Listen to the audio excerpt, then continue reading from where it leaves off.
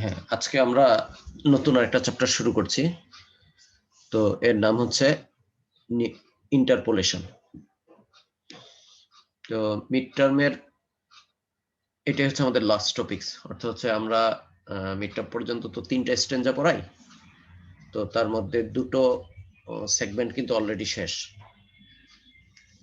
তো আমাদের লেকচার 1 এবং লেকচার 2 মিলে ছিল ফার্স্ট স্ট্যাঞ্জা, আর লেকচার 3 হচ্ছে আমাদের সেকেন্ড স্ট্যাঞ্জা, যেটা হচ্ছে system of solution of non linear equation. এটা ছিল হচ্ছে স্ট্যাঞ্জা 2, আর স্ট্যাঞ্জা 1 ছিল একদম ইন্ট্রোডাকশনে যেগুলো পড়েছি, প্লাস হচ্ছে এরর্স। তো আমরা লাস্ট টপিকসটা শুরু করছি মিড টার্মের আগে, ইন্টারপোলেশন। তো এটা তোমাদের হয়তো কিছুটা নতুন কনসেপ্ট, সাধারণত হয়তো এটা তোমরা আগে হয়তো নাও দেখতে পারো। তো এখানে যেটা করা হয় সেটা হলো y ইকুয়াল টু fx ধরো একটা ফাংশন, কিন্তু এই ফাংশনটা আমরা জানি না। কোন একটা ফাংশন fx আছে, কিন্তু এই ফাংশনটা আমাদের কাছে আননোন। আমরা কি জানি?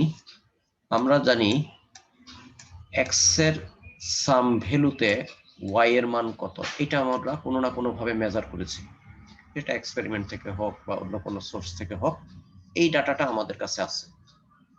x এর সাম ভ্যালুতে y এর মান কত।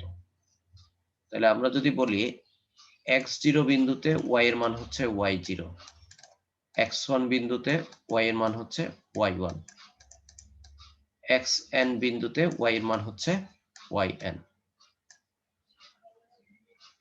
তাহলে আমরা একটা ফাংশন psi x বের করব, এটা নাম দিলাম একটা ফাংশন psi x, যেই ফাংশনটা টেবুলার পয়েন্টে, এই যে x0 x1 xn এগুলোকে বলা হচ্ছে টেবুলার পয়েন্টে। তো টেবুলার পয়েন্টে psi x এবং fx হচ্ছে সেম ভ্যালু দিবে, আর নন টেবুলার পয়েন্টে সাম এরর থাকতে পারে, ওইটার আমরা একটা কাছাকাছি মান থাকবে। তাহলে এই যে সেট অফ ভ্যালুস থেকে আমরা একটা ফাংশন psi x বের করলাম, যেটা ইকুইভ্যালেন্ট টু fx। এই করার প্রক্রিয়াটাকে বলা হয় ইন্টারপোলেশন। কথাটা ক্লিয়ার হয়েছে কিনা আমাকে একটু বলো। স্যার আরেকবার একটু বললে স্যার ভালো হইতেছে। কারণ পরীক্ষায় প্রায় সময় ভাইভাতে এটা জিজ্ঞাসা করবেই তোমাকে যে ইন্টারপোলেশন বলতে কি বোঝো। কারণ এই কনসেপ্টটা আমরা হচ্ছে কি মানে নিউমেরিক্যাল মেথডে নতুন পাচ্ছি, এর আগে আমরা ম্যাথমেটিক্সে ঠিক এইভাবে কাজ করিনি হয়তো। আবার বলছি, ধরো কোন একটা function y equal to fx আছে, কিন্তু এই ফাংশনটা কি আমি জানি না। আমি জানি যে এরকম একটা x এর সাথে y এর একটা রিলেশন আছে এবং সেখান থেকে একটা ফাংশন তৈরি হয়, কিন্তু সেই ফাংশনটা আমার কাছে আননোন। আমি কি জানি? x এর সাম ভ্যালুজে y এর ভ্যালুগুলো কত সেটা আমরা জানি। তো যেমন হচ্ছে x0 বিন্দুতে y এর মান হচ্ছে y0, এগুলো জাস্ট নাম আর কি। x1 বিন্দুতে y এর মান হচ্ছে y1, এইভাবে আমার হচ্ছে xn বিন্দুতে বলা আছে yn। এখানে কয়টা ভ্যালু আছে বলো দেখি x0 থেকে xn? n+1। এটা সবসময়, হ্যাঁ সবসময় মনে রাখবো, যেহেতু 0 থেকে শুরু করেছি তাহলে xn পর্যন্ত গেলে আমি n+1টা পাবো। তাহলে এইভাবে আমার n+1 সংখ্যক মান দেওয়া আছে, যেখানে x এর জন্য y এর মান কত সেটা আমাকে বলা আছে। তো যেমন ধরো এটা এরকম হতে পারে যে তুমি একটা ল্যাবরেটরি সেটআপ করলা, সেটআপ করে x এর বিভিন্ন ভ্যালুতে তুমি বিভিন্ন মানগুলো পেলা, সেটা একটা প্লট করলা। তোমরা এরকম হয় না যে ছোটকালে তোমরা এসএসসি এইচএসসি তে কি ফিজিক্সের ল্যাব করেছো, ধরো ওহমস লটা তুমি জানো না, কিন্তু রেজিস্ট্যান্সের এগেইনস্টে ভি এর মান তুমি হচ্ছে কি বের করেছো যে রেজিস্ট্যান্স এত দিলে এত ভোল্ট পাই। তাহলে এদিকে তোমার ধরো রেজিস্ট্যান্স থাকলো, এদিকে হচ্ছে ভোল্ট থাকলো, তুমি বের করলা যে রেজিস্ট্যান্স 10 হলে ভোল্টের মান এত, রেজিস্ট্যান্স 20 হলে ভোল্টের মান এত, রেজিস্ট্যান্স 30 হলে ভোল্টের মান এত। বুঝা গেছে কথাটা? যে তুমি আর আর ভি এর রিলেশনটা জানো না, কিন্তু তুমি কোন একটা এক্সপেরিমেন্ট থেকে বের করতে পেরেছো যে আর এর মান এত দিলে ভি এর মান এত পাওয়া যায়। তাহলে এখন হচ্ছে আমরা এই ডাটাগুলো থেকে এফএক্সটা বের করার চেষ্টা করব। তো আমি যদি অ্যাকুরেটলি এফএক্স বের করতে পারি সেটা তো খুবই ভালো, কিন্তু মানে এই ডাটা থেকে সবসময় এফএক্স এক্স্যাক্টলি বের করা যাবে এটা গ্যারান্টেড না। কিন্তু আমি যেটা করতে পারবো সেটা হলো একটা ফাংশন সাইএক্স বের করব, যেটা হচ্ছে এফএক্স এর মতো almost equivalent to FX. At least আমাকে যেটা গ্যারান্টি দিবে এই বিন্দুগুলোতে x0 x1 xn বিন্দুতে এফএক্স এর যেই ভ্যালু আর সাইএক্স এর যেই ভ্যালু তারা হচ্ছে সমান। আর অন্য কোনো ভ্যালুতে, যেমন ধরো আমি বের করেছিলাম 10 আর 20, 10 এর জন্য এফএক্স থেকে যেই মানটা পাই, আমি যদি কোনোভাবে পরবর্তীতে এই এফএক্স ফাংশনটা পেয়েও যাই, তাহলে 10 এর জন্য ভি এর মান যেটা হওয়ার কথা ছিল, এফএক্স থেকে যা পাবো আমার যেই ফাংশনটা আমি বের করেছি সেখান থেকেও ঠিক তাই পাবো। 20 এর জন্য এফএক্স থেকে যা মান থাকবে আমার এই সাইএক্স থেকেও এক্স্যাক্টলি তা হবে। কিন্তু এই নন টেবুলার ভ্যালু যেগুলো, ধরো হচ্ছে আমি 14 এর জন্য বের করতে চাচ্ছি, তো সেখানে এফএক্স এর যে মানটা আর সাইএক্স এর মানের মধ্যে সাম ডিফারেন্স থাকতে পারে, সাম এরর থাকতে পারে। তো ওইটা আমরা টলারেট করবো, আমরা একটা এরর রেঞ্জের ভিতরে, সেটা আমি আসছি যে কতটুকু এরর থাকতে পারে না থাকতে পারে।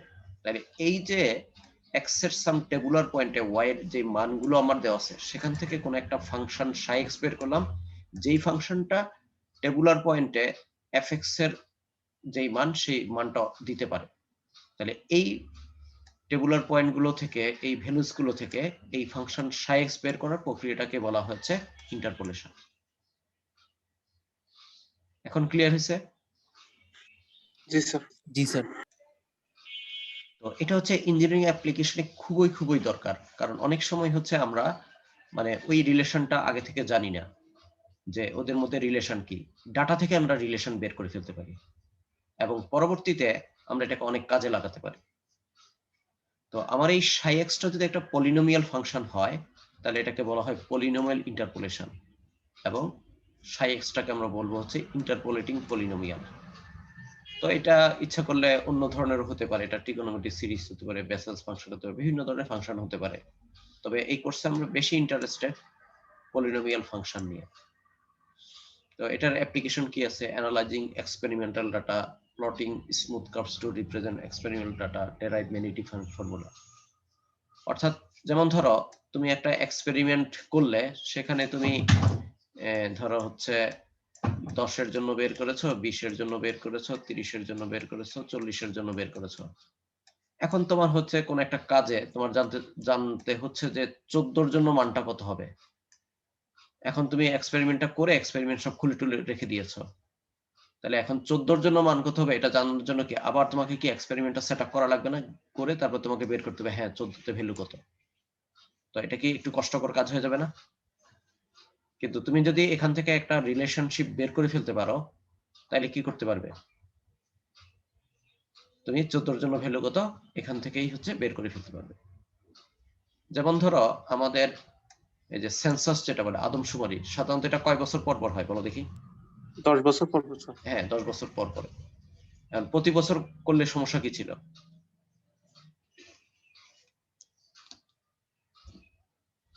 10 বছর না করে 1 বছর পর পর করলে কি হতো, বা প্রতি বছর করলে কি হতো? একটা হলো এটা হিউজ কাজ, এটা কাজটা গুছায় নিয়ে আসতে হ্যাঁ ডাটা মিসম্যাচ হইতো অনেক, মানে কারণ দেখা যেত স্যার প্রতি বছরই স্যার অনেকজন মারা যেত, যার কারণে স্যার মানে ডাটার মিল রাখতে স্যার অনেক প্রবলেম হতো। আচ্ছা ওইটা তো আছেই, কিন্তু এই পুরা কাজটা শেষ করতে আসলে 1 বছরও লাগে না, 2-3 বছর লেগে যায়। এটা হলো একটা ব্যাপার, এবং এটাতে প্রচুর কস্ট ইনভলভমেন্ট আছে, এই জন্য এটা পার ইয়ার করে না, যেহেতু এটা অনেক টাকা খরচ এবং পুরা কাজটা শেষ করতে 1 বছরের মধ্যে আসলে করা প্র্যাকটিক্যালি পসিবল হয় না, এটা 2-3 বছর লেগে যায়। তো এই কারণে প্রতি বছর করে না, তো প্রতি 10 বছর। এখন হচ্ছে ধরো হচ্ছে আমি এখন কত সাল 2020 সালে ধরো একবার সেন্সাস হয়েছে, আবার হয়তো 2030-এ হবে। তো এখন হচ্ছে আমার জানা দরকার যে বাংলাদেশে 2023 সালে পপুলেশন কত হতে পারে। তো আগে বলেছি যে আমরা 23 সালে বসে তো সেন্সাস আবার করব না, কারণ এটা প্রচুর ইনভলভমেন্ট আছে। তাহলে আমি যদি এই ডাটা থেকে মোটামুটি বের করে ফেলতে পারি যে ধরো সালে হয়েছে, 2010 সালে হয়েছে, 2020 সালে হয়েছে। তো এখান থেকে যদি আমি প্রেডিক্ট করে বের করে ফেলতে পারি যে 2023 সালে হচ্ছে বাংলাদেশের জনসংখ্যা এত থাকবে, তাহলে কি এটাকে আমাকে কি অনেক কাজে দিবে না? আমার অনেক ধরনের ক্যালকুলেশনে, অনেক ধরনের ফোরকাস্টিং হচ্ছে কি এই ডাটাগুলো হচ্ছে আমার কাজে দিবে। তো এটাই হচ্ছে ইন্টারপোলেশনের মূল সুবিধা। আচ্ছা, 1 মিনিট।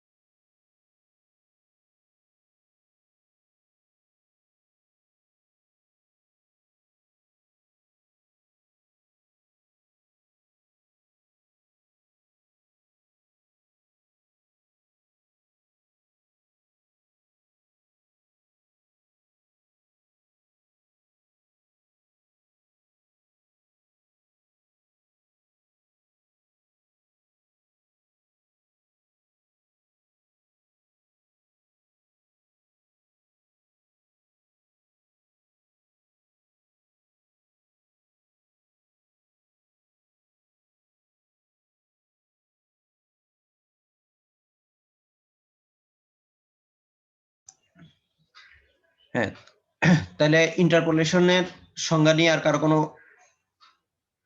কোশ্চেন আছে, বা এটার অ্যাপ্লিকেশনটা বুঝতে পেরেছো? জি স্যার, বুঝতে পারছি স্যার। টিচার বুঝছি। হ্যাঁ, এখন হচ্ছে আমরা আরেকটু অ্যাডভান্স হলে তাহলে ধীরে ধীরে আরো বুঝতে পারবে এবং আমরা বেশ কিছু প্রবলেমও সলভ করব। আচ্ছা, এখন একটা জিনিস, সেটা হলো আমার এফএক্সটা তো অনেক ধরনের কমপ্লেক্স ফাংশন হতে পারে। এখানে ট্রান্সেন্ডেন্টাল থাকতে পারে, এক্সপোনেন্ট থাকতে পারে, লগারিদম থাকতে পারে, তারপর পলিনোমিয়াল থাকতে পারে, বা এগুলোর মিক্স থাকতে পারে।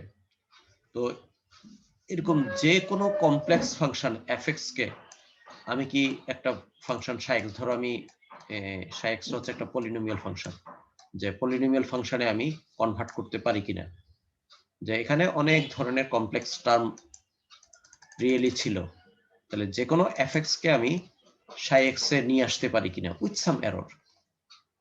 তো এটার উত্তর অনেক আগেই দিয়েছে একজন ম্যাথমেটিশিয়ান, ওয়েরস্ট্রেস, 1885 সালে।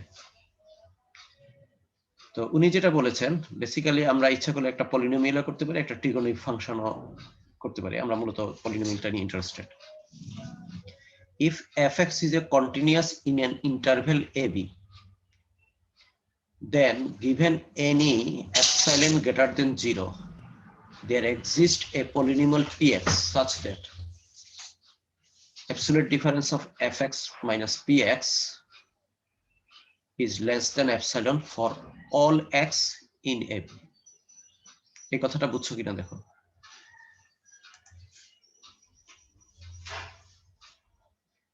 এই কথাটা বুঝছো কিনা, এই যে 1 নম্বরটা।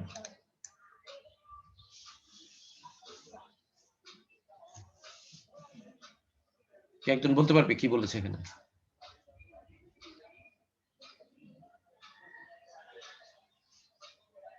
নিচের ফিগারটা দেখো, যে আমার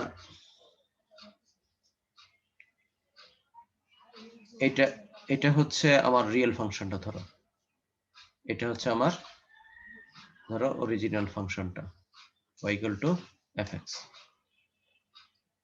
যদি হয় তাহলে এই fx টা যেই ধরনের ফাংশনই হোক না কেন, ও আচ্ছা এটা মানে যেটাই হোক, আমি যে একটাকে fx ধরলে হবে, এটাকে মনে হয় fx ধরছি, তাহলে এটা যেই ফাংশনই হোক না কেন, আমি এটার ইকুইভ্যালেন্ট একটা ফাংশন y = px বের করতে পারবো, যেই ফাংশনটা মান হচ্ছে এই অরিজিনাল ফাংশন fx এর থেকে হয়তো প্লাস এপসাইলন বেশি হবে অথবা এপসাইলন হচ্ছে কম হবে। তাহলে ধরো এটা যদি আমার ধরো ফাংশনটা হয়, তাহলে আমি এর উপর দিয়ে আরেকটা ভ্যালু লিখলাম, এর নিচে দিয়ে আরেকটা কার্ভ আঁকলাম, তাহলে এটার সাথে এটার ডিফারেন্স হচ্ছে এপসাইলন পজিটিভ, আর এটার সাথে এটার ডিফারেন্স হচ্ছে এপসাইলন নেগেটিভ। তাহলে আমি একটা পলিনোমিয়াল ফাংশন px নিতে পারবো যে ফাংশনটা হচ্ছে এই চ্যানেলের মাঝখানে থাকবে, মানে এর বাইরে যাবে না। আর আরেকটা আমরা একটু বলেছি যে একটু আগে, এই টেবুলার পয়েন্টগুলোতে হচ্ছে কি ভ্যালুগুলো কি হবে, ডেফিনেটলি সমান হবে। আর নন টেবুলার পয়েন্টে হয়তো এই যে এইটুকু প্লাস মাইনাস হচ্ছে কি এরর থাকতে পারে। আচ্ছা, এখন যদি এপসাইলনের মানটা অনেক ছোট হয়, ধরো এপসাইলনের মানটা হচ্ছে 0.001, তাহলে কি আমার যে রিয়েল ভ্যালুটা তার থেকে, মানে এখানে গ্রাফ আঁকার সময় আমি ফাঁকাটা অনেক বড় দিছি, আসলে যদি আমার হয় অরিজিনাল মান থেকে এটা যদি 0.001 প্লাস বা মাইনাস করি, তাহলে কি মানটা কি খুব বেশি দূরে যায়? বা না আমি স্যার, যদি, খুব ছোট স্যার। হ্যাঁ আমি যদি এটাকে আরো বেশি করে দিই, যে আমরা আরো মোর একুরেট রাখতে চাই, ধরো 5টা 01 দিলাম, ঠিক আছে, তার মানে হচ্ছে কি আমরা অলমোস্ট দুইটা ফাংশনকে কি একই বলতে পারবো না? জি স্যার, জি স্যার, অবশ্যই। তো এটাই হচ্ছে এই ম্যাথমেটিশিয়ান হচ্ছে প্রুফ করেছেন যে তাহলে যে কোনো fx কে তার ইকুইভ্যালেন্ট একটা পলিনোমিয়াল ফাংশন সাই এক্স এ লেখা যাবে যেই ফাংশনটা হচ্ছে কি এই fx এর সাথে প্লাস মাইনাস এপসাইলন এর রেঞ্জের ভিতর দিয়ে হচ্ছে এই ফাংশনটা যাবে। আর ইন্টারপোলেশন থেকে আমরা যে ফাংশনটা আসলে সাই এক্স বের করবো সেটা হচ্ছে টেবুলার পয়েন্টে তো এক্সাক্ট মান দিবে, আর নন টেবুলার পয়েন্টে এই আইদার প্লাস এপসাইলন এরর থাকবে অথবা মাইনাস এপসাইলন এরর থাকতে পারে, এর বেশি। তাইলে আমরা এই এপসাইলনের মানটাকে যদি অনেক ছোট রাখি, তাহলে এটা যে কেউই হচ্ছে কি এই এফএক্স এর পরিবর্তে সাই এক্সটাকে কি অ্যাকসেপ্ট করে নিবে যে ঠিক আছে এরা তো একই। বুঝা গেছে তাইলে? জি স্যার।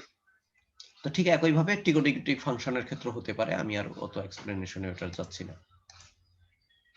মানে পলিনোমিয়াল ফাংশনও যেভাবে ডেরাইভ করা যায়, একটা ট্রিগোনোমেট্রিক ফাংশনও কি ঠিক ওই সাম এরর সহ ডেরাইভ করা যায়। আচ্ছা, এখন হলো আমরা দেখব কিভাবে এই টেবুলার ডাটা থেকে ফাংশনটা বের করে। তো সেটা করার আগে আমাকে একটু বিহাইন্ডের নলেজ লাগবে, যেটা আমরা আসলে এর আগে ম্যাথমেটিক্সে ঠিক কোথাও এরকম পড়িনি। তো এটাকে বলা হচ্ছে ফাইনাইট ডিফারেন্স। তো এটা সম্পর্কে আমরা জানবো।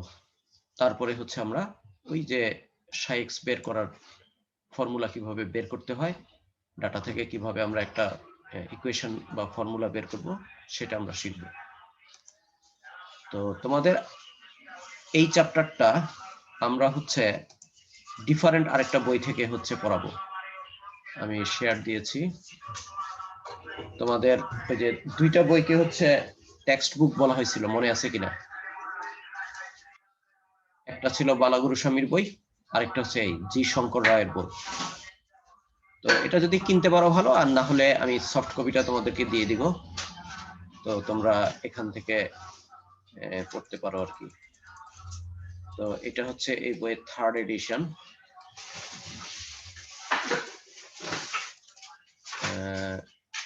পাবলিশার হচ্ছে নিউ এজ।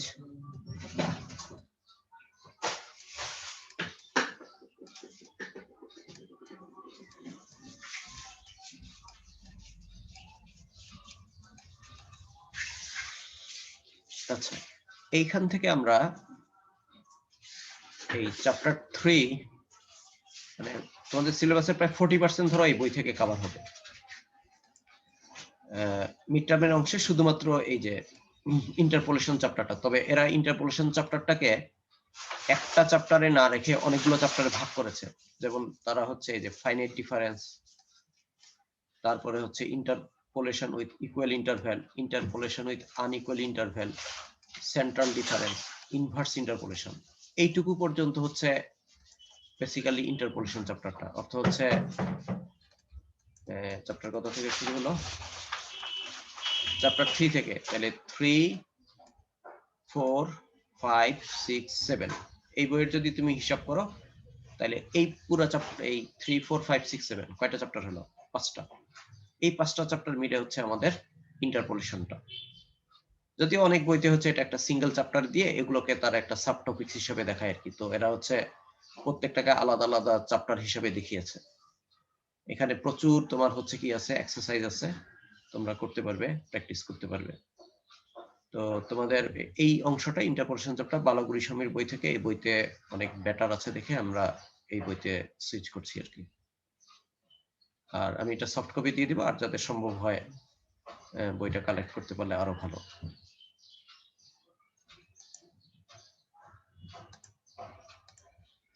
তাহলে আসো আমাদের প্রথম যে টপিকসটা ফাইনাইট ডিফারেন্স।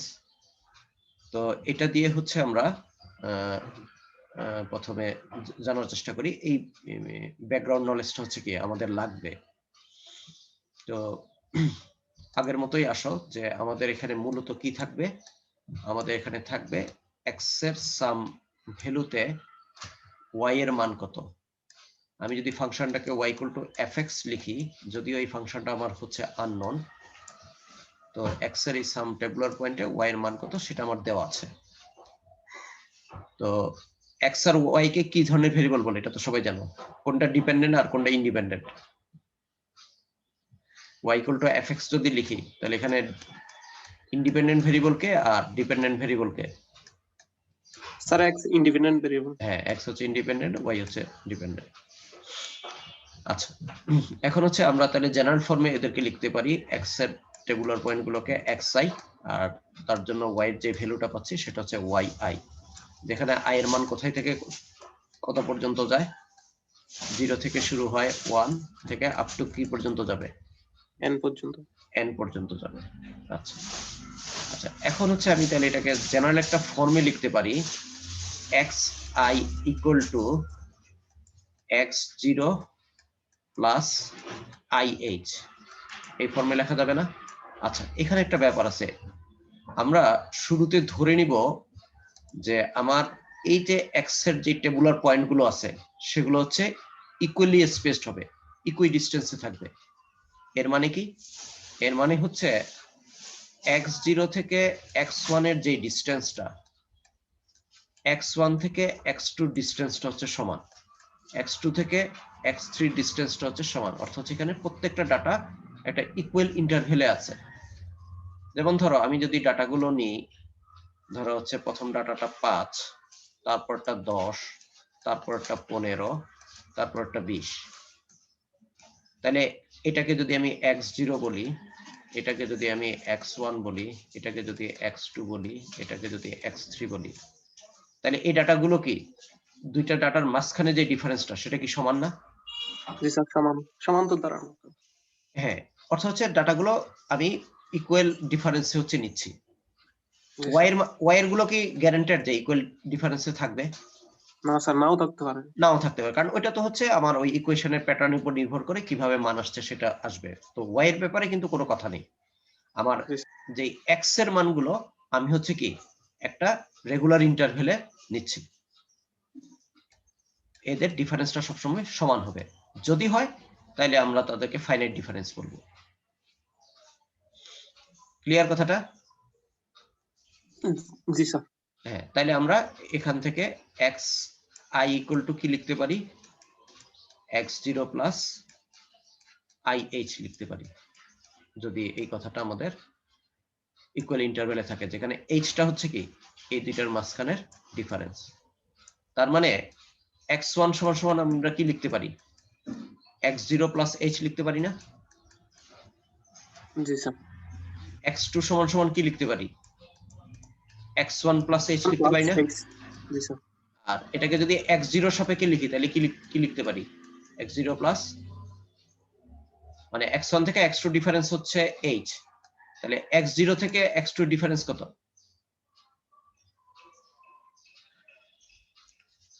এই যে এখানে x1 এর জায়গায় x0 প্লাস h বসাই দাও, তাহলে কি পাবা, 2h পাবে না? বুঝা গেছে না বুঝা নাই? জি স্যার, 2h। এই ডিফারেন্সটা হচ্ছে h, এই ডিফারেন্সটা হচ্ছে h, তাহলে x0 থেকে x2 ডিফারেন্সটা কত হবে? Sir 2h sir. 2h হবে। x0 থেকে x3 ডিফারেন্সটা কত হবে? 3h। 3h হবে। তাহলে x সাইড ডিফারেন্সটা কত হবে? IH। বুঝা গেছে? যখন x2 ছিল 2h, 3 ছিল 3h, তাহলে xn হলে কি হবে? NH, NH তাহলে এইটুকু হচ্ছে আমার একেবারে প্রথম কথা। আচ্ছা, এখন হচ্ছে আমাদের বিভিন্ন ধরনের ডিফারেন্স অপারেটর আছে, তো আমরা বেশ কয়েকটা পড়ব। তো সবার আগে আমরা যেটা পড়ি সেটার নাম হচ্ছে ফরওয়ার্ড ডিফারেন্স। তো ফরওয়ার্ড ডিফারেন্স অপারেটর এর সিম্বল হচ্ছে এটা, এটাকে তোমরা কি বলো? ট্রায়াঙ্গেল। Del sir. ডেল বলো, হ্যাঁ। তাহলে ডেল অপারেটরটাকে আমরা ফরওয়ার্ড ডিফারেন্স অপারেটর হিসেবে ইউজ করব। তো কিভাবে এটা করে, জাস্ট কিছু মান আগেই বলেছি, x0 x1 থেকে xn পর্যন্ত আছে, তোদের করসপন্ডিং মানগুলো y0 y1 up to yn আছে। তাহলে এখান থেকে আমরা যেটা বের করব সেটা হচ্ছে এই যে এদের ডিফারেন্সটা, y0 আর y1 এর ডিফারেন্সটা, এটাকে বলবো আমরা হচ্ছে ডেল y0। ডেল y0 এটা হচ্ছে একদম বেসিক ডেফিনিশন, এটা এখান থেকে এসেছে। y1 মাইনাস y0 কে বলবো আমরা ফার্স্ট ফরওয়ার্ড ডিফারেন্স। শুধু এটা না, এরকম পাশাপাশি দুইটা ডিফারেন্সকে আমরা হচ্ছে কি মানে ফার্স্ট অর্ডার ফরওয়ার্ড ডিফারেন্স বলবো। তাহলে y1 মাইনাস y0 কে বলবো del y0, y2 minus y1 কে বলবো হচ্ছে ডেল y1, তাহলে ডেল yn মাইনাস 1 কে বলবো হচ্ছে yn মাইনাস 1। তাহলে এখানে একটা জিনিস খেয়াল করে দেখো, আমরা হচ্ছে ডেল yi যদি বলি, তাহলে এখানে হচ্ছে কি হবে, এই সাফিক্স গুলো কি হবে? দেখো আমি যখন এখানে 0 বলেছি, এই জিরোটা কোথায় ছিল? পরে ছিল, তাই না? আর আগেরটা হচ্ছে তার থেকে এক বেশি ছিল। আমি যখন এখানে 1 বলেছি, এই 1টা কিন্তু পরে, এটা হচ্ছে তার থেকে এক বেশি। আমি যখন এখানে n-1 বলেছি, এখানে হচ্ছে n-1, এখানে হচ্ছে এক বেশি। তাহলে আমি যদি এখানে i বলি, তাহলে এটা কি i হবে না? জি স্যার। আর এটা হবে কি i প্লাস 1। তাহলে এটা হচ্ছে আমার জেনারেল ফরম্যাট। তাহলে ফরওয়ার্ড ডিফারেন্সের জেনারেল ফর্ম কি? Del yi equal to yi plus 1 minus yi। এটাকে বলা হচ্ছে ফার্স্ট ফরওয়ার্ড ডিফারেন্স। তো এখন হচ্ছে ফার্স্ট ফরওয়ার্ড ডিফারেন্স গুলোর আবার যদি ডিফারেন্স নিই, তাহলে সেকেন্ড অর্ডার পাবো, সেকেন্ড অর্ডার গুলোর যদি ডিফারেন্স নিই থার্ড অর্ডার পাবো। এভাবে আমরা হায়ার অর্ডার ডিফারেন্স গুলো হচ্ছে কি বের করতে পারবো। তাইলে দেখো আমার সেকেন্ড অর্ডারটা দেখি, আমি যদি ডেল স্কয়ার y0 বের করি, এটা সমান সমান হবে কি, এটা যেহেতু y0, তার মানে এটা প্রথমটা হবে হচ্ছে কি del y1 minus del y0। তো একটু আগে হচ্ছে আমরা ডেল y1 এর মান হচ্ছে তো এখান থেকে বের করেছি, এটা মানে হচ্ছে কি y2 মাইনাস y1 মাইনাস, আর ডেল y0 হচ্ছে কি y1 মাইনাস y0। তাহলে এখন হচ্ছে যেহেতু মাঝখানে মাইনাস আছে, এটা y1 এটা y1, তাহলে কি হবে y2 মাইনাস 2y1, আর এই মাইনাসে মাইনাসে প্লাস হয়ে যাচ্ছে y0। তার মানে আমরা এটা পাবো ডেল স্কয়ার y0 সমান সমান হচ্ছে y2 minus 2y1 plus y0 পাবো। কে বলতে পারবে ডেল স্কয়ার y1 সমান সমান কি পাবো বলো দেখি?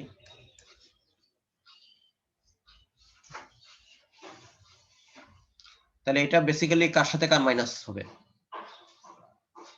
ডেল y2 এর সাথে ডেল y1 এর মাইনাস হবে, তাই না? Del y2 minus del y1। তো এটা যদি আমি ডেরাইভ করি তাহলে ফাইনালি কি পাবো? এই ধরনের কিছু একটা পাবো, তাই না? জি স্যার। হ্যাঁ, তাহলে y এর সাথে তখন শকটা কি হবে? সরি, সাফিক্সটা কি হবে? এটা হবে y3 মাইনাস 2y2 প্লাস হচ্ছে y1, এরকম পাবো না? জাস্ট এক ঘর শিফট হয়ে যাচ্ছে। তোমরা যদি ইয়া হয় মানগুলো বসায় দেখতে পারো আর কি কি আসে। তাহলে তুমি যদি প্রথম হচ্ছে ফার্স্ট অর্ডার গুলো যদি জানো, তাহলে ওখান থেকে সেকেন্ড অর্ডার পাবো, সেকেন্ড অর্ডার থেকে থার্ড অর্ডার পাবো, এভাবে হচ্ছে বের করতে পারো। আচ্ছা, এরপর হচ্ছে ডেল কিউব y0 কি হবে? তাহলে এটা যেহেতু কিউব আছে, তাহলে এটা হবে ডেল স্কয়ার, এটা যেহেতু 0 আছে, পরেরটা হবে 0, আগেরটা হবে তার থেকে 1 বেশি।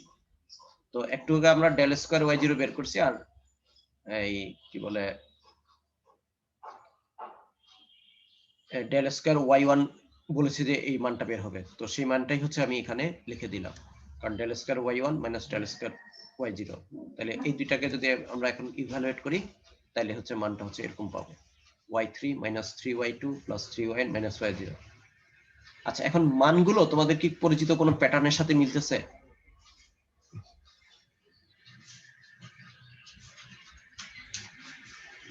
বলো দেখি, এই যে কিউবের জন্য যেটা আমি পেলাম, এই ধরনের প্যাটার্ন তো কোথাও খেয়াল করছো?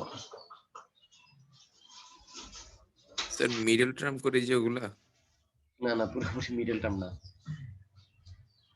a minus b to the power a minus b cube এর ফর্মুলাটা কে বলতে পারো? a cube minus 3a square b plus 3a b square 3ab square plus b cube. আবার বলো।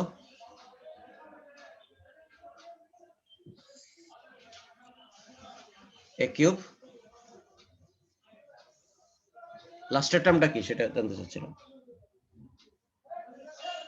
minus b cube, sir. আচ্ছা, আর a minus b whole square কি আসে?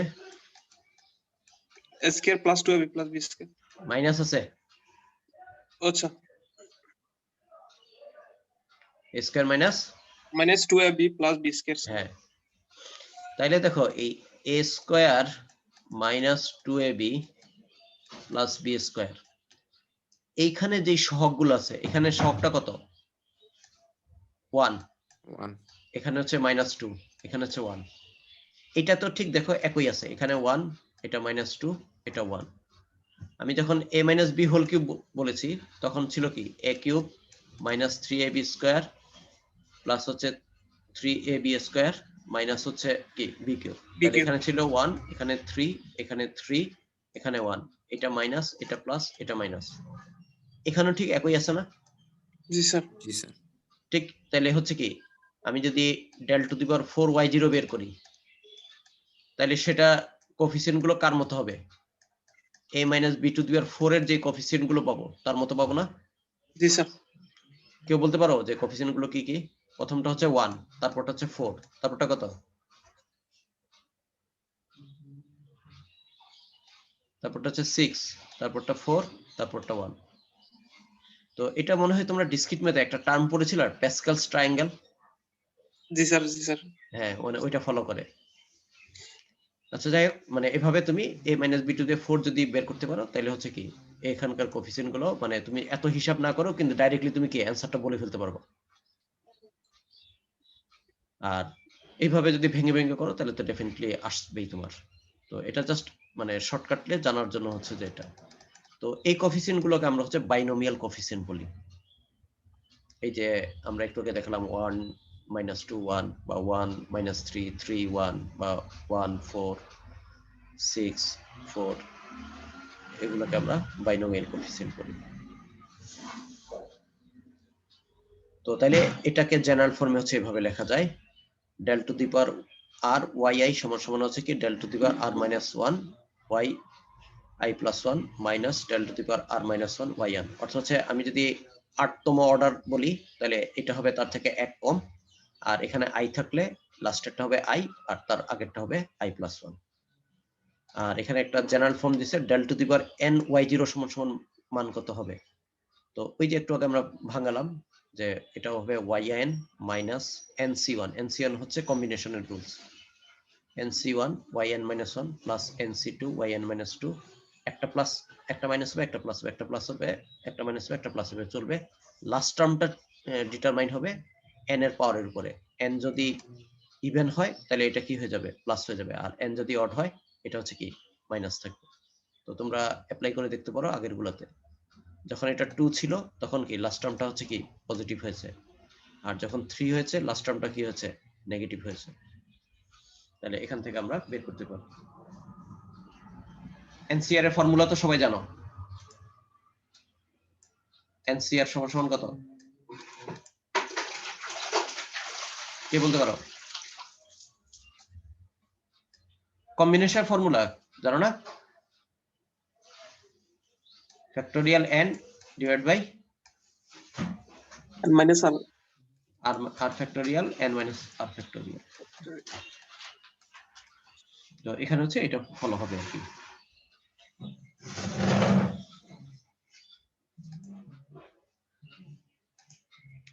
আচ্ছা, এখন হচ্ছে এই ভ্যালুগুলো থেকে আমরা কি করতে পারি, একটা টেবিল তৈরি করতে পারি যেটাকে বলা হচ্ছে ফরওয়ার্ড ডিফারেন্স টেবল।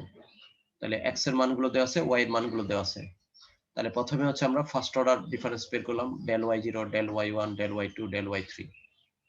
তাহলে এরপরে গুলো হচ্ছে এত হিসাব না করে আমরা কি ডেল y1 থেকে ডেল y0 যদি বিয়োগ করি তাহলে তো ডেল স্কয়ার y0 পাবো। ডেল y2 থেকে ডেল yn বিয়োগ করলে হচ্ছে কি ডেল স্কয়ার yn পাবো। ডেল y3 থেকে ডেল y2 বিয়োগ করলে হচ্ছে কি ডেল স্কয়ার y2 পাবো। তাহলে এদের মধ্যে আবার যদি ডিফারেন্স করি তাহলে del cube y0, del cube y1 পাবো। এই দুটাকে যদি আবার ডিফারেন্স করি del to the power 4 y0 পাবো। আমার যদি ডাটা যদি আরো বেশি থাকতো তাহলে এটা টেবিলটা কি আরো বড় হতো এবং আমরা উপরে আরো হায়ার অর্ডার হচ্ছে কি বের করতে পারতাম। আমার যদি ডাটা এই পর্যন্ত থাকে তাহলে কি আমার লাস্ট এখানেই তো শেষ হয়ে যাচ্ছে, কারণ এরপর তো আর ডিফারেন্স নেওয়ার মতো তো আর কেউ নাই। তো এটাকে বলা হয় হচ্ছে ফরওয়ার্ড ডিফারেন্স টেবল। আর আমরা দেখবো যে পরবর্তী যখন ইকুয়েশন সলভ করতে যাবো তখন হচ্ছে আমাদের এই টার্মগুলো হচ্ছে বেশি লাগবে, এই যে এগুলোকে বলা হয় লিডিং টার্ম। ম্যাক্সিমাম ইকুয়েশনে হচ্ছে এই টার্মগুলোকে বেশি ইউজ করা হচ্ছে। তো এটা হচ্ছে শেপটা হচ্ছে কি ডায়াগোনালের মতো না, এই যে এরকম ডায়াগোনালের মতো, এই জন্য এটাকে বলা হয় ডায়াগোনাল ডিফারেন্স টেবল। পরবর্তীতে আমরা দেখব যে আমরা ইচ্ছা করলে এই শেপেও করতে পারি, হরিজন্টাল ডিফারেন্স টেবলও তৈরি করতে পারি। তো এটা আসলে একটা এক্সাম্পল দিলে সবচেয়ে ভালো বোঝা যাবে। এখানে তোমার কিছু ভ্যালু আছে, ধরো x এর মান 0, 1, 2, 3, 4। তাহলে আমাদের যে প্রথম যে শর্তটা ছিল ইকুই ডিস্টেন্সে থাকা, সেটা কি এখানে ফলো হয়েছে? h এর মান কত এখানে? Sir, 1 sir. 1। তার মানে এটা থেকে এটা ডিফারেন্স 1, এটা থেকে এটা ডিফারেন্স 1, এটা 1, এটা 1। আর y গুলো আমার এরকম কোনো শর্ত নেই যে এটা ডিফারেন্স মানে ফিক্সড কোনো ডিফারেন্সে থাকতে হবে, যে আমি কোন একটা এক্সপেরিমেন্ট থেকে 0 ভ্যালুতে পেয়েছি 7, 1 ভ্যালুতে পেয়েছি 9, 2 ভ্যালুতে পেয়েছি 43, 3 ভ্যালুতে পেয়েছি 169, 4 ভ্যালুতে পেয়েছি 471। আচ্ছা, এখান থেকে এখন আমাকে ডিফারেন্সটা বের করতে হবে। তাহলে 9 মাইনাস 7 ভ্যালু কত? 2 sir. 2। 43 মাইনাস 9 কত? 34. 169 মাইনাস 43 126। 126. 471 মাইনাস এত 302। আচ্ছা, লেখার সময় একটু খেয়াল করে দেখো, এই 7 আর 9 এর মাঝামাঝি পজিশনে হচ্ছে 2 কে লিখছি। এটা একটা পদ্ধতি আছে যে ডায়াগোনাল ডিফারেন্স টেবিল তৈরি করলে এটা অর্থাৎ হচ্ছে আমি যদি এখানে 7 লিখি আর এখানে 9 লিখি তাহলে ডিফারেন্সটা লিখবো হচ্ছে এই পজিশনে। পরেরবার দেখো 2 আর 34 এর মাঝখানে হচ্ছে লিখছি, তার মানে কি 9 আর 32 একই বরাবর আছে, কারণ এটার মাঝখানে যেহেতু এখানে লিখবো তার মানে কি এটা সেম লাইন বরাবর আসবে। আচ্ছা, তাহলে এভাবে হচ্ছে আমি প্রথম অর্ডারটা বের করলাম। সেকেন্ড অর্ডারটা কি হবে? 34 থেকে 2 বিয়োগ হবে তাহলে হচ্ছে 32। 126 থেকে 34 বিয়োগ হবে তাহলে যেটা পাবো 92। 302 থেকে এটা বিয়োগ করলাম, এটা হচ্ছে সেকেন্ড অর্ডার। থার্ড অর্ডার কি হবে? এটা থেকে এটা বিয়োগ হবে তাহলে হচ্ছে এটা পেলাম, এটা থেকে এটা বিয়োগ করলাম তাহলে হচ্ছে এটা পেলাম। ফোর্থ অর্ডার কি হবে? এটা থেকে এটা বিয়োগ করলাম তাহলে হচ্ছে এটা পেলাম। বোঝা গেছে? স্যার এক্স ওয়াই এর ভ্যালুগুলো গিভেন থাকবে না? হ্যাঁ, মানে তোমাকে যদি x y দেওয়া থাকে তাহলে সেখান থেকে তুমি টেবিলটা বের করতে পারবে, কারণ আমাদের এখানকার সবকিছুই হচ্ছে কি যে x এর সাম ভ্যালুতে y এর মান কত সেগুলো হচ্ছে আমাকে দেওয়া আছে, তার বেসিসে আমি বাকি সব কাজ করব। এখন আমার যদি টেবিলের মান না দেওয়া থাকে তাহলে তো আমি আর করতে পারবো না। বুঝা গেছে?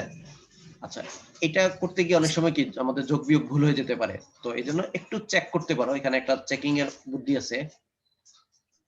Sum of the entries in any column equals the difference between the first and last entries in the preceding column. কথাটা বুঝছো না বুঝো নাই? ধরো এই কলামের এদের যোগফল কত?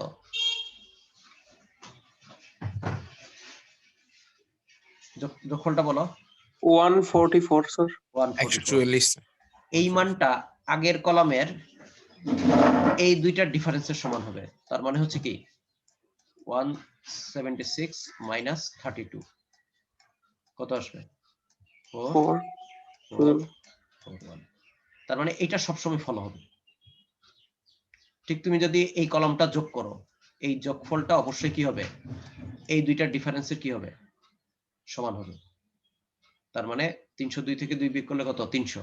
তাহলে ডেফিনেটলি এই মানটা যদি 300 হয় তাহলে বুঝবো যে আমার আসছে 300 হ্যাঁ আমার যোগ বিয়োগ ভুল হয় নাই। তো এটা জাস্ট একবার চেক করে নিয়ে, প্রত্যেকটা কলাম দরকার নাই, তুমি কোনো একটা কলাম চেক করে নিলে তুমি বুঝতে পারবে যে যদি ঠিক থাকে তো তাহলে ধরে নিলে যে বাকিগুলো ঠিক আছে, আর যদি কোনো একটা ভুল হয় তাহলে বুঝবে যে কোনো এক জায়গায় তুমি ভুল করছো। তো এটা পরীক্ষার সময় সাধারণত একবার চেক করে নিবে, যে কোনো একটা কলাম অ্যাটলিস্ট চেক করে নিবে যে ঠিক আছে কিনা। ওই কলামের সবগুলো এন্ট্রির যোগফল তার আগের কলামের লাস্ট টার্ম থেকে ফার্স্ট টার্মের বিয়োগফল যেটা পাবো তার সমান হবে। তো এই ডিফারেন্স টেবলের অনেক বা এই ফরওয়ার্ড ডিফারেন্স অপারেটরের অনেকগুলো ইয়ে আছে, যেমন ধরো ডেল সি ইকুয়াল টু 0, তারপর এটা ডিস্ট্রিবিউটিভ ল ফলো করে, এটা কনস্ট্যান্ট থাকলে সেটাকে বের করা যায়, এরকম বেশ কিছু প্রপার্টি আছে। তবে এগুলো থেকে আমাদের পরবর্তীতে কাজে লাগবে যে প্রপার্টিটা, সেটা হচ্ছে আমরা একটু দেখি। সেটা হচ্ছে the nth difference of a polynomial of the nth degree polynomial are constant when the value of the independent variables are at equal interval। অর্থাৎ হচ্ছে আমার যদি ভ্যালুগুলো ইকুয়াল ইন্টারভ্যালে থাকে তাহলে অরিজিনালি যদি ফাংশনটা fx হয়, এই ফাংশনটা যদি fx হয় এবং এটা যদি একটা nth ডিগ্রি পলিনোমিয়াল হয়, তাহলে এইখানের del to the power n কলামে যে ভ্যালুগুলো পাবো সবগুলো কি হয়ে যাবে? সবগুলো ভ্যালু সেম হয়ে যাবে, অথচ কনস্ট্যান্ট হয়ে যাবে। কথাটা বুঝছো না বুঝো নাই? যদি আমার ডাটাটা এখানে যে ডাটাটা আছে ধরো y = x², এই ধরনের কোনো একটা ফর্মুলা ফলো করে হচ্ছে y = ধরো ax², এরকম যদি কোনো একটা ফর্মুলা ফলো করে -bx + c, এরকম কিছু একটা আছে আর কি।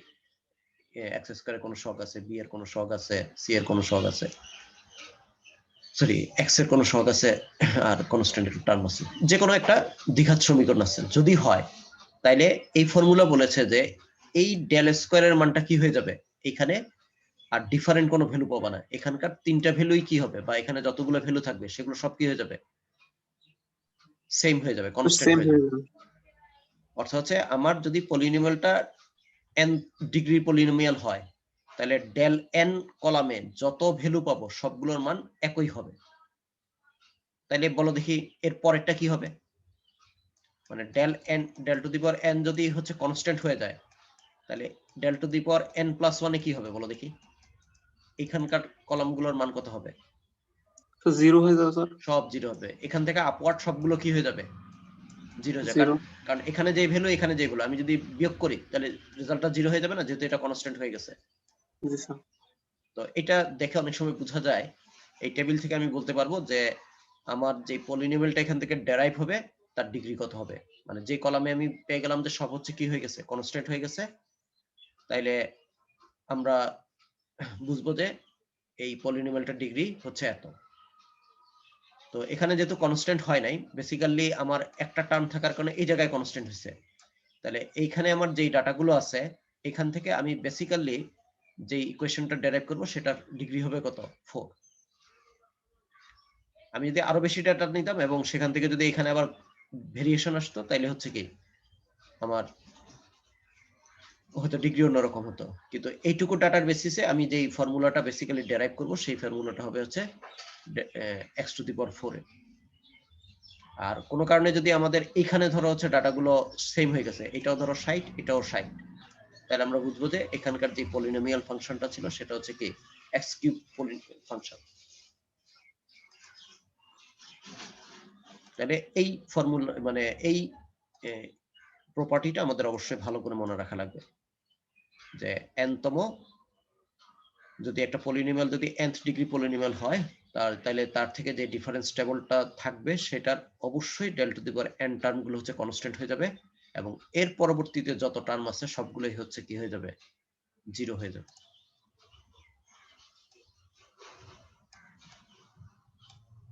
এটা একটা দেখতে পারো, error propagation in a difference table, এটা বইতে একবার একটু চোখ বুলে নিতে পারো। আমার মনে হয় আজকে তোমাদের এইটুকুই রাখি। আমরা নেক্সট হচ্ছে ব্যাকওয়ার্ড ডিফারেন্সটা হচ্ছে করব। তোমরা সম্ভব হলে, আমি আর আজকে কাজ দিলাম না, তোমরা সম্ভব হলে একটা যে কোনো মান বসিয়ে দিয়ে একটা ডিফারেন্স টেবল নিজে নিজে তৈরি করবে। আমরা যদি আরেকটু পড়তাম তাহলে হয়তো আরেকটা আমি কাজ দিতাম। আজকে আর তোমাদের অ্যাসাইনমেন্ট দিলাম না আর কি। তবে তোমাদের যেটা দরকার, মূল আমি যেটা চাচ্ছি সেটা হচ্ছে যে তোমরা ওই যে প্রবলেম 1 এবং 2 এই দুটো ফুল হোক পার্শিয়াল হোক করবে। এটা হচ্ছে ল্যাব অ্যাসাইনমেন্ট 1 এর 1 নাম্বার এবং 2 নাম্বার প্রবলেমটা। এটা আমাকে অবশ্যই নেক্সট মঙ্গলবার দিনের ক্লাসে হচ্ছে যে দেখাবে, কারণ ওইটা দেখলে আমি বুঝতে পারবো। কারণ তোমাদের ল্যাব অ্যাসাইনমেন্ট মোটামুটি আমাদের তো অনেকদিন হয়ে গেল, ল্যাব অ্যাসাইনমেন্ট 1টা আমি শেষ করতে যাচ্ছি। কারণ এরপরে এই ইন্টারপোলেশন থেকে তোমাদের হচ্ছে কি অনেকগুলো প্রবলেম দিব, সেটা দিয়ে ল্যাব অ্যাসাইনমেন্ট 2টা হবে। তাহলে ওইটা আগে তোমাদের কমপ্লিট হওয়া যায় আর কি। ঠিক আছে, আমার 11টার একটা ক্লাস আছে, তো তোমাদের কোনো কোশ্চেন আছে কিনা? কারো কোনো কোশ্চেন আছে? আজকে আমরা যেটুকু পড়লাম সেটুকু। তো আজকে আমরা আসলে খুব বেশি দূর যাইনি। তো তোমরা যদি একটু টাইমলি আসো তাহলে হচ্ছে আমরা আরেকটু, আমার আজকে প্ল্যান ছিল হচ্ছে অ্যাট লিস্ট ফাইনাইট ডিফারেন্সটা শেষ করা। তো এটা করলে আমি শীটটা দিয়ে দিব, তোমরা প্রয়োজনে একটু করে নিতে পারো। আমাদের আজকে এইটুকু পড়ানোর প্ল্যান ছিল, এইটুকু পড়ানোর প্ল্যান ছিল। তো যেহেতু আমরা ক্লাসটা শুরু করতে অনেক দেরি করেছি, তো পুরোটা হয়নি। তো আমি তোমাদের রিকোয়েস্ট করবো একটু টাইমলি যদি তোমরা আসার চেষ্টা করো তাহলে আমরা করতে পারবো। যদিও নিউমেরিক্যাল মেথড কোর্সটা অনেক বড় না, আমরা আশা করি শেষ করে ফেলতে পারবো টাইমলি। মিড টার্মের অনেক আগেই আমাদের সিলেবাস হয়তো শেষ হয়ে যাবে। তারপরে তোমরা একটু টাইমলি থাকার চেষ্টা করবে আর একটু কাজ করার চেষ্টা করবে। তো ঠিক আছে, তাহলে আমরা নেক্সট মঙ্গলবার দিন বাকি অংশটুকু পড়ব। এটাতে মোটামুটি হয়তো আমাদের 3টা ক্লাস লাগতে পারে আর কি পুরোটা শেষ করার জন্য, কারণ এই চ্যাপ্টারটা রিলেটিভলি তোমাদের এই কোর্সের সবচেয়ে বড় চ্যাপ্টার। ঠিক আছে, তাহলে আমরা আজকে এখানে রাখি। তোমাদের যদি আর কোনো কোশ্চেন না থাকে আমরা শেষ করি। আর লাস্টে আবার বলছি, যারা পরে এসেছো তারা অ্যাটেন্ডেন্স শিটটা দিয়েছো কিনা, লিংকটা পেয়েছো? স্যার আমি গ্রুপে শেয়ার করছি। ও আচ্ছা, আমি আরেকবার চ্যাট বক্সে দিয়েছি, তোমরা দেখো। কারণ ওই যে বলেছে যে আমাদের জুমে কোনো একটা প্রবলেম হচ্ছে,